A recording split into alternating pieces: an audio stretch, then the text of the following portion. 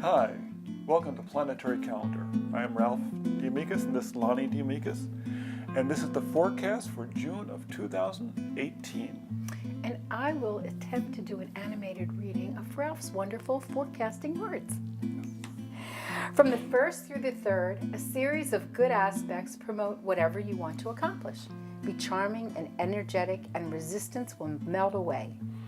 But conditions change quickly. That long void of course ending on the 5th with the Sun conjunct Mercury leads to the black box day on the 6th, which is challenging. Use that time to do the complicated, behind-the-scenes work. On the 12th, a fast Mercury enters Cancer, and then Leo on the 28th. That mercurial speed makes the pace of proposals, contracts, and written agreements accelerate. On the 13th, the new moon coincides with Venus entering dramatic, generous Leo. At this time, it is hard to tell who's in charge except for the underlying constriction from Saturn in practical, ambitious Capricorn. On the 14th, beware of problems with relationships. On the 18th, Neptune, an important financial planet, turns retrograde, adding to economic constrictions. On the 19th, the White Circle Day has an entrepreneurial phase. Discuss plans for the future. On the 21st, the summer solstice arrives, normally a great time for love, but Venus opposite Mars causes headbutting between the sexes. On the 26th, the Black Box Day is due to Mars turning retrograde in Aquarius. Mars will retrograde all the way back into Capricorn and then turns direct in late August. Mars doesn't do retrograde very well. Some people find this transit very frustrating, leading to outbursts or ulcers. The full moon on the 27th aligns the moon with Saturn, further compressing emotions. On the 28th, Mercury enters Leo, adding a flash of hope and fun to the end of the month. Nice. Very entertaining month, don't you think? Let's see how it all works out. Yes, that's true. You know, it's funny, there's a tendency, and it's an ancient tradition among astrologers, is to look at charts in a rather cynical way. You know, we're looking for, watching out for disasters. And so a lot of times we don't talk about the nice stuff. We, on the other hand, have so many planets in Libra together, and we like to look at the optimistic side of things. So you'll find a little bit more optimism in our forecast than in some. Yes. Though in writing the forecast, many times I feel like I'm a little bit more critical and Lonnie's a little bit more optimistic, so it's a good thing that she read it. Because she put a nice spin on it. Now, one of the things I think that's interesting is I think that fast Mercury is a real player this month. Well, it was a fast Mercury in May as well, so he still, has all that speed and momentum that drove him through all the signs in May, and June is no exception. And he's in his rulership, Gemini, up into the 12th, so the Sun and Mercury are both in Gemini, and when you have a planet in rulership, whoever else is in his sign with him tends to be kind of run. So Mercury's really running stuff early in the month, and he's moving fast. And I want to remind people, we bemoan Mercury retrograde when it's retrograde. So let's all be very thankful Celebrate. and vocal to Mercury, because he loves praise. Yes. and really commend him for being speedy and knowing what he's doing right now. You know, so we were at an astrological workshop not that long ago, and they were talking about the mythology of Mercury and saying that it was considered the only one of the gods who could travel both in the human outside world and in the deep underworld. Mercury was the only one that could travel back and forth, which has to do with, Mercury has a lot to do with the mind, with the intellect, and it's the intellect's ability to travel into many different aspects. I mean, you go into a library and you enter an entirely different world with every book you open up. Well, and think about Mercury, the element. It's movable. It fills any form. It takes all different kinds of shapes and everything. And that's a lot about what the mercurial energy is, whether it's in Gemini or it's in Virgo, is about, how can I show you that I can be like you, or I can be what you want me to be? And so that Mercury energy is a very important one, especially in days of lots of changes going on. Exactly. And Mercury, was known as Quicksilver. And it says a lot about that tendency to be very quick to change things. So in that first part of the month up to the 12th when Mercury's in rulership, and the sun is in Gemini. Expect things to happen quickly, and if you need to get contracts signed or make any agreements, things will tend to move along pretty well. And we start out right out of the box with a white circle day on the yes, 1st. lovely white circle day with Venus trine Jupiter. Isn't that nice? Love is in a harmonious relationship with generosity. I call that the chocolate aspect. Venus trine Jupiter. Beware of eating too much chocolate, but And then you have Mercury in Gemini in rulership trine Mars in Aquarius, so it's the mind connected to action. It could be a very good time to do good works, do volunteer work or just do nice things for your neighbors or for your friends or family. Especially you have Jupiter, Neptune, and Pluto above, all in good aspect to the moon, with the moon in practical Capricorn. and don't worry, the void of course doesn't start until the evening, so that's So time to after kick dinner. back. Yeah, exactly. Right. At 7:30 p.m. on the West Coast. So, and then on the 3rd, you have that long void of course that starts. Wow, the whole day on the 4th has a void of course moon. It started from the evening of the 3rd and doesn't go lose the void until early in the morning on the 5th. So it looks like it's 3 days, but it's really basically one full day on the 4th. So don't plan to tackle projects that take a lot of intense concentration. You're not going to be able. It's a better day for cleaning up little bits of this and little bits of that, or taking a day out of the office to go see people, or because that moon in Aquarius is about connecting with your market or your community. So Yeah. that'd be a better way to use the energy on that day than trying to get that big hairy project nailed down. Or go to a movie marathon. That would be a good way to do it too. Well, it is Monday, but we could turn it Monday Fun Day. Exactly. Well, it's interesting that the 1st, 2nd, and 3rd, there's just a whole series of nice trines. On the 2nd, there's the Venus trine Neptune.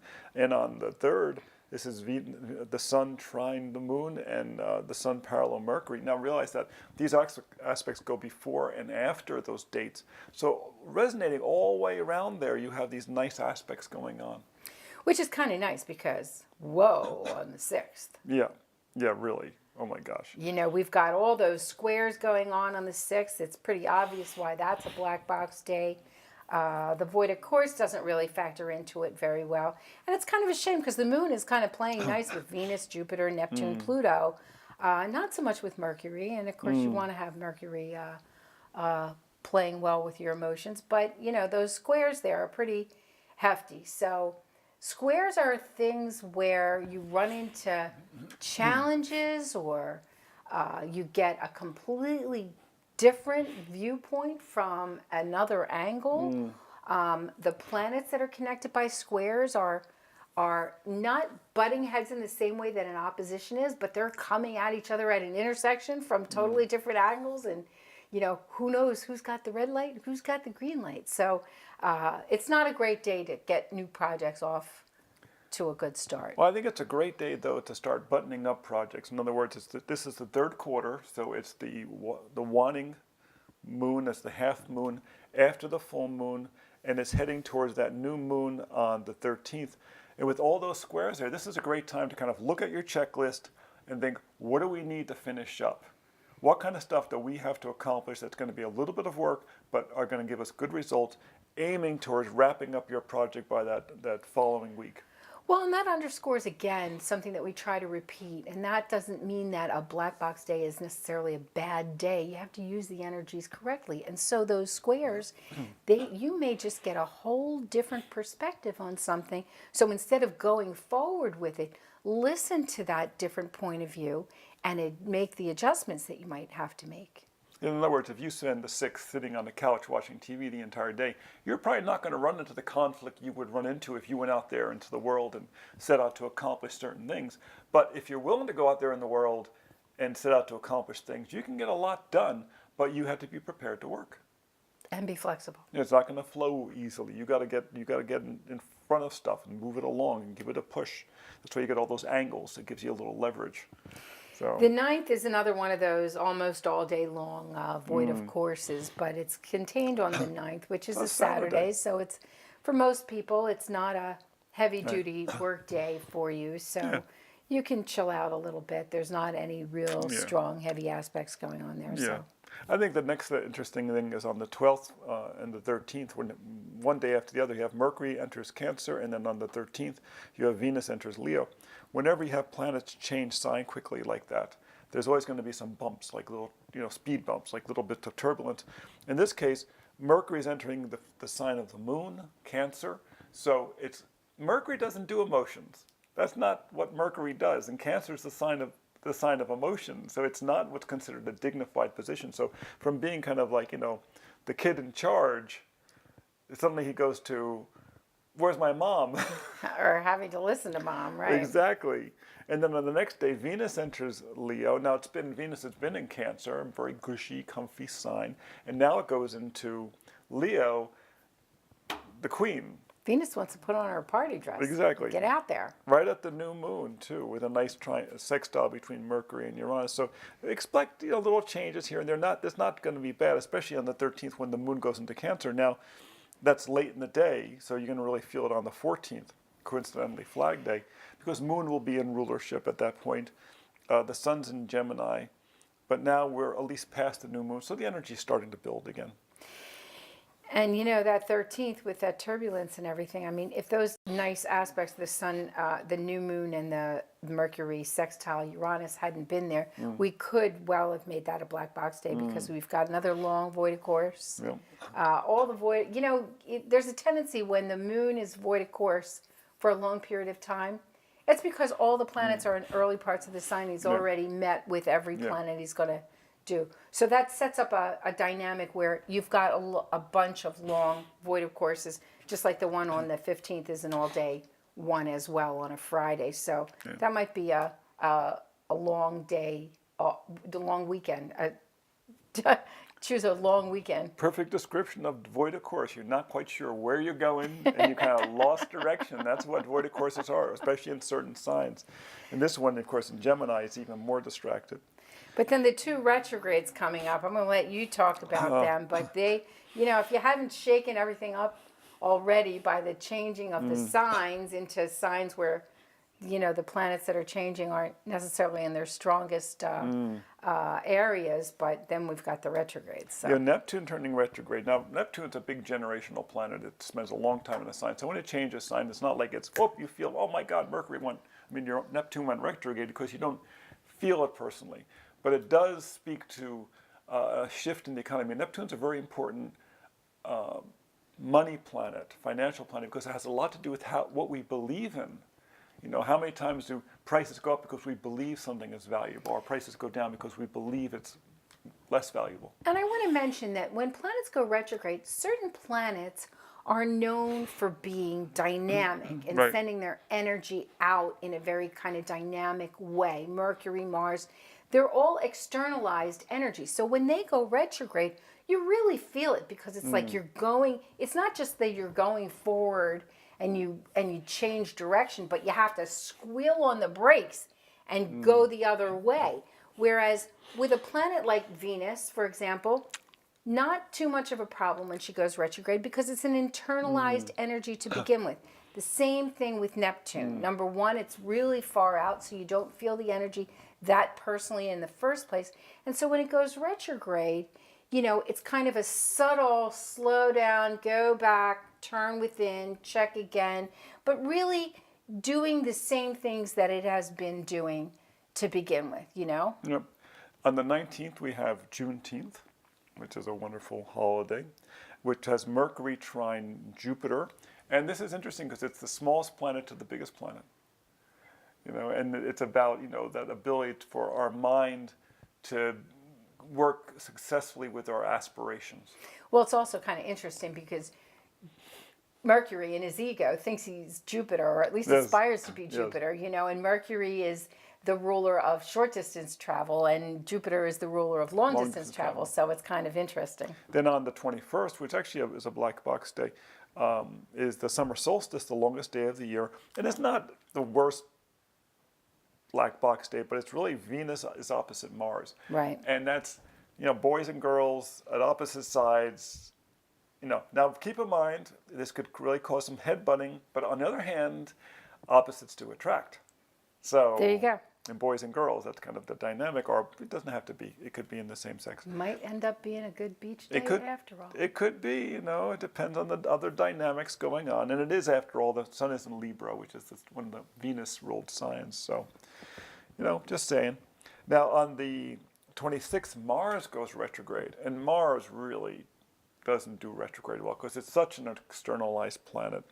It doesn't go retrograde often, but when No. it does, it's there for a long time, and so it's a difficult energy to internalize. You'll find yourself feeling other people's pain, or it's hard to internalize that Mars energy, and it's parallel Saturn at the same time. So you might feel really kind of restricted and stiff, and you may need a little extra magnesium and maybe some extra exercise or yoga or something to loosen up a little bit. And if this is Mars in Aquarius, which is not a strong position, that's actually only the saving grace, is that when a planet is not in a strong position and it gets frailed, it can only get so frailed because it's already not strong. Like if Mars was in Capricorn or Mars was in Scorpio, a strong position, and goes retrograde, then geez, it really, I thought I knew how to do this. Suddenly I can't. But you may find that things like electronics, mobile devices, things like that might act up during the Mars retrograde, which goes on for about a month. Mars goes retrograde the least of any planet, so he just really doesn't have a lot of practice. And he's going to be going retrograde in the middle of a long void, of course. So Yes, just to kind of complicate things. Yeah. Then you have the full moon on the 27th. And this is, of course, the Cancerian Capricorn full moon, which is, mom and dad in a certain kind of classic way. And then finally you have Mercury, that fast-moving Mercury, entering royal Leo. So now you have Venus in Leo and Mercury in Leo. And this is happening basically while the sun is in Cancer. So the kids are saying to mom, can't we go buy like the fancy swimsuits? Can't we go buy the nice toys? Where are we going to go for vacation? That's what the kids are saying at that point. And mom is saying... Well, but I do have to say that Mercury is a little happier in Leo than in Cancer. That's true. So That's true. things are looking up a little. Well, because he likes shopping. So I think that's pretty much the forecast for June. So you can always come and visit us at www.spaceandtime.com to either see this again or find some other information. And we'll see you next time. Yeah.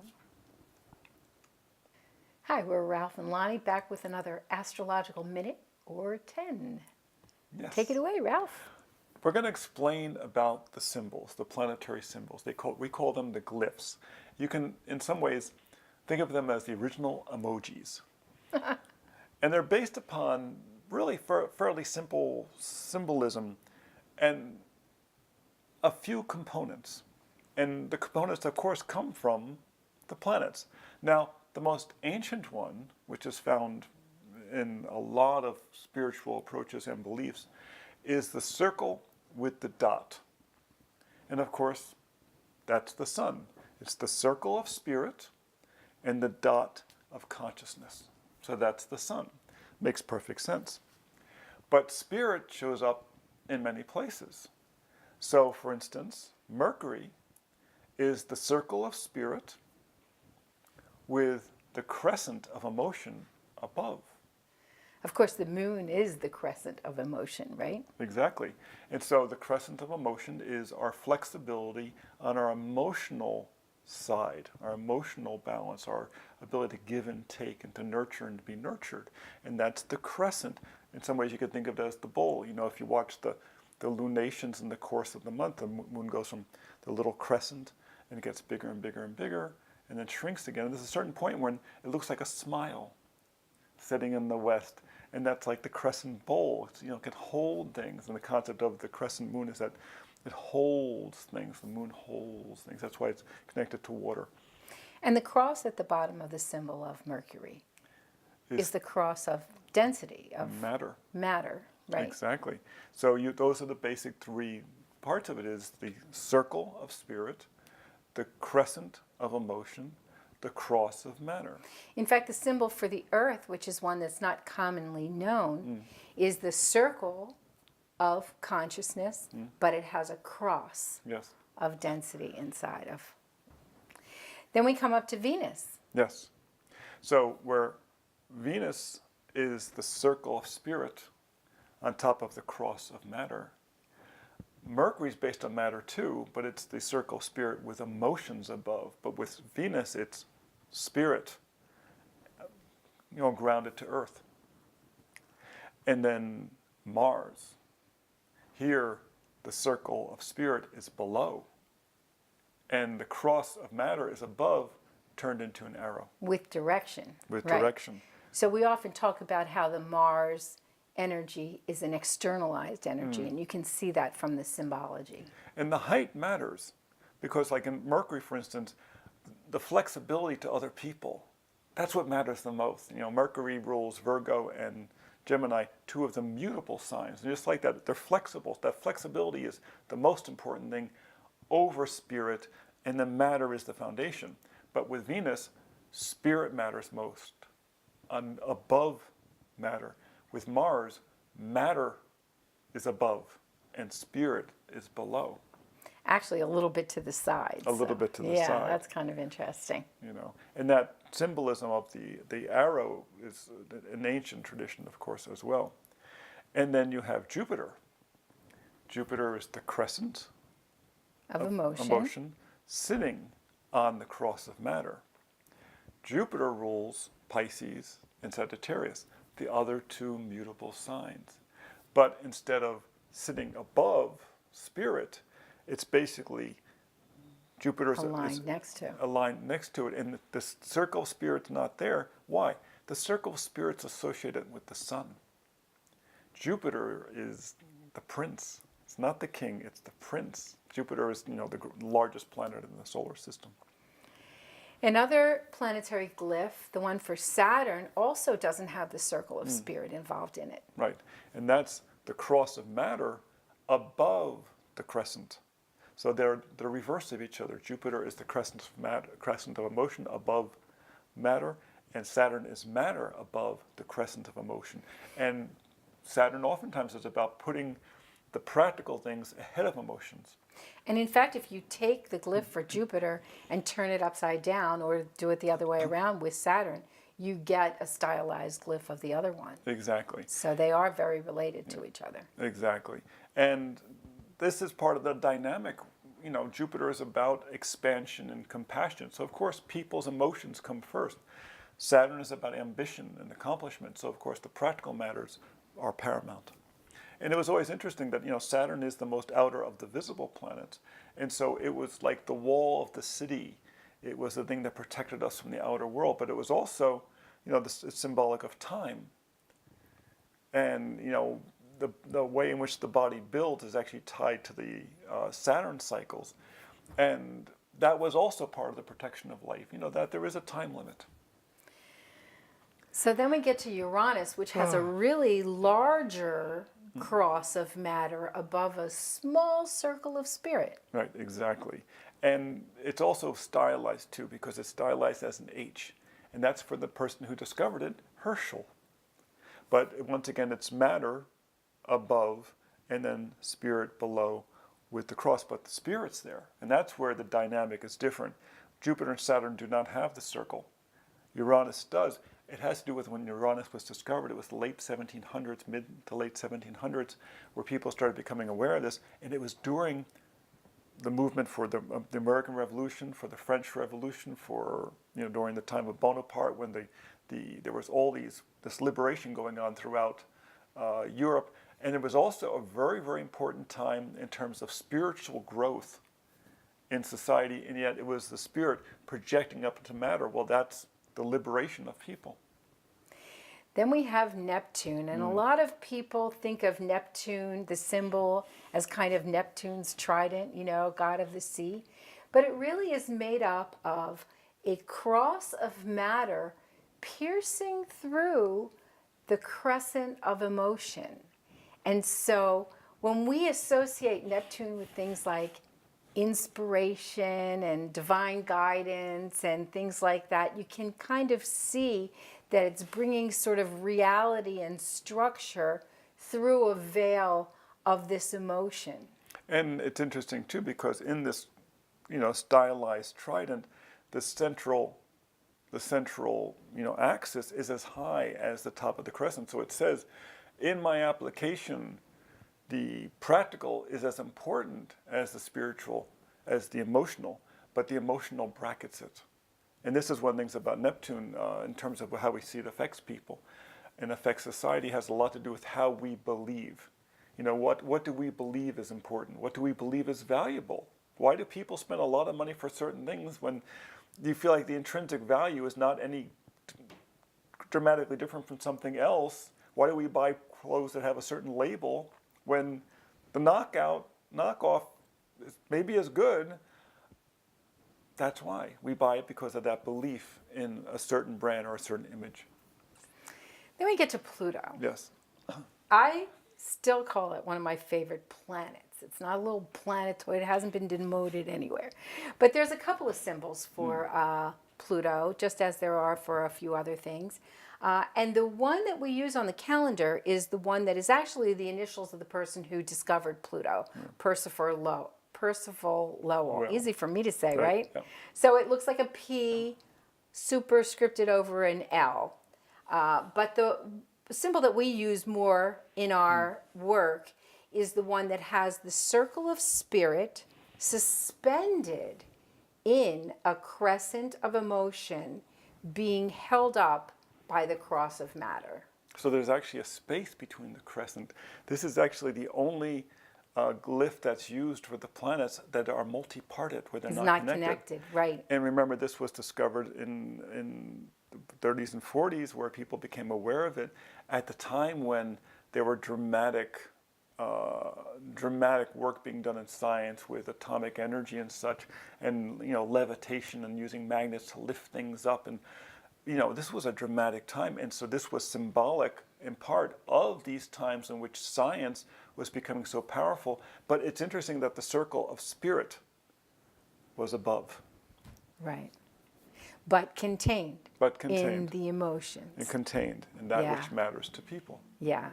So the symbols are fascinating, and a lot of thought has been put into them, and many of them, of course, go back thousands of years. Venus and Mars and the sun. The sun symbol is found throughout the spiritual and religious history.